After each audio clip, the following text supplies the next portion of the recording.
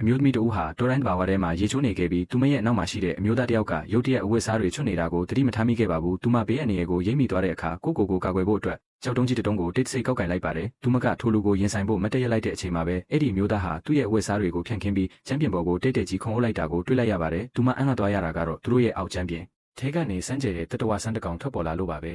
လီယွန်ဟာအဲ့ဒီတတဝါကြီးပေါ်ကိုသူ့ခန္ဓာကိုယ်နဲ့ဖိညက်ပြီးလန့်ခုတ်လိုက်ပါတယ်ဒါပေမဲ့အဲ့ဒီတတဝါဟာအရွယ်စားတင်းငယ်ပေမဲ့လည်းမယုံနိုင်စရာကောင်းလောက်အောင်အင်အားကြီးမှလာပါတယ်စက္ကန့်ပိုင်းတွင်းမှာတင်အဲ့ဒီတတဝါကလီယွန်ကိုလေထဲသို့မြောက်တင်လိုက်ပြီးသူ့ရဲ့ဦးကောင်းစီတို့ရင်ခွဲလက်တွေနဲ့လမ်းရိုက်ပါတော့တယ်လီယွန်တယောက်ထိန်းချုပ်မှုလွတ်လွတ်နီးပါးဖြစ်နေတဲ့အချိန်မှာပဲဂရေးစ်ဟာဓားမြောင်တလက်နဲ့ရှေ့ကိုအပြေးလွှားရောက်ရှိလာပြီးတတဝါရဲ့လက်တချီရင်ကိုပိုင်းဖြတ်ကလီယွန်ရဲ့အသက်ကိုကယ်တင်ပေးခဲ့ပါတယ်ပြတ်တောက်သွားတဲ့လက်တံထဲမှာစွမ်းရည်တွေကျန်ရှိနေသေးတာကိုသိလိုက်ရတဲ့အတွက်လီယွန်ဟာအဲ့ဒီလက်တံကိုရှည်ရတဲ့နာကွင်းချိုးနင်တန်တစ်ခုအဖြစ်လျင်မြန်စွာပြုလုပ်လိုက်ပါတယ်အဲ့ဒီအချိန်မှာပဲလူတစုကသူတို့ကိုဝိုင်းထားလိုက်ပြီးလီယွန်တည်ဆောင်လာတဲ့တစ်တာကိုအနံ့ဖို့တောင်းဆိုကြပါတယ်သူတို့တွေအနားကိုတိုးကပ်လာတဲ့အခါလီယွန်ကနင်တန်ကိုလွှဲရိုက်လိုက်ရာတစ်ဖက်လူတွေရဲ့လက်နက်တွေဟာစက္ကန့်ပိုင်းတွင်းမှာတင်အစိတ်အမွှားပျက်စီးသွားခဲ့ပါတယ်ဒီလိုပြင်းထန်တဲ့စွမ်းအားကိုမြင်လိုက်ရတာကြောင့်သူတို့တွေဟာအနားမကက်ရဲပဲအကွာဝေးတစ်ခုမှာပဲနေပါတော့တယ်လီယွန်နဲ့ဂေ့စ်တို့လည်းအခွင့်ကောင်းယူပြီးသူတို့ရဲ့ပစ္စည်းတွေကိုအမြန်သိမ်းကခီးကိုဆက်လက်ထွက်ခွာခဲ့ကြပါတယ်ဝေးလံတဲ့ကွင်းပြင်ကျဲကြီးထဲမှာတော့လက်တံကြီးတစ်ခုဟာမြေကြီးထဲကနေတဖြည်းဖြည်းချင်းအပေါ်ကိုမြင့်တက်လာခဲ့ပါတယ်ဒါကိုမြင်လိုက်ရတဲ့အခါလီယွန်ကဂေ့စ်ကိုကျမ်းပြင်ပေါ်မှာပြဝတ်နေဖို့လုံးဝမလှုပ်ရှားပဲအသက်အောင်ထားဖို့ချက်ချင်းပြောလိုက်ပါတယ်သူတို့နှစ်ဦးစလုံးတိတ်ဆိတ်စွာစောင့်ဆိုင်နေခဲ့ကြပါတယ်ကန်ဆိုးတာကတော့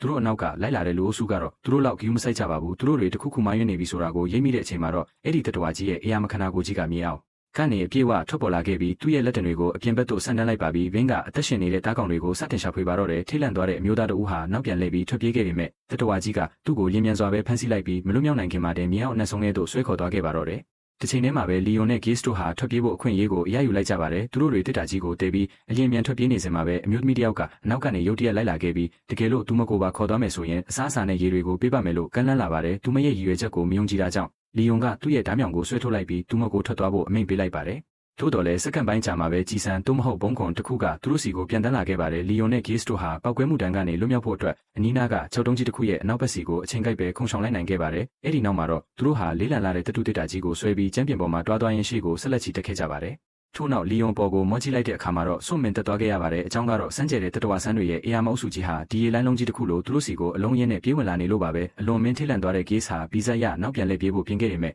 လီယွန်ကသူမကိုလမ်းဖမ်းပြီးအနောက်ကိုပြန်ဆွဲခေါ်လိုက်ပါတယ်သူတို့နှစ်ဦးစလုံးဟာတတုတစ်တာကြီးစီကိုအပြေးလွှားသွားလိုက်ကြပြီးတတဝါအုပ်ကြီးသူတို့အပေါ်ကိုလွှမ်းမိုးမသွားခင်စက္ကန့်ပိုင်းလိုမှတဲ့အဲ့ဒီတစ်တာတွေကိုအောင်မြင်စွာငုံရှိုးဝင်ရောက်သွားခဲ့ကြပါတယ်အဲ့ဒီတစ်တာကြီးဟာတတဝါတွေရဲ့ရေတွက်လို့မရတဲ့ကြိုက်ခဲမှုတံတွေကြောင့်အပေါက်ပြဲတွေအများကြီးဖြစ်သွားခဲ့ရပေမဲ့လေလီယွန်နဲ့ဂေ့စ်တို့နှစ်ယောက်စလုံးကတော့ဘာဒန်ယာနာစာမမရှိပဲမယုံနိုင်စရာကောင်းလောက်အောင်ဘေးကင်းလုံခြုံစွာနဲ့ပြန်လည်ထွက်ပေါ်လာခဲ့ပါတော့တယ်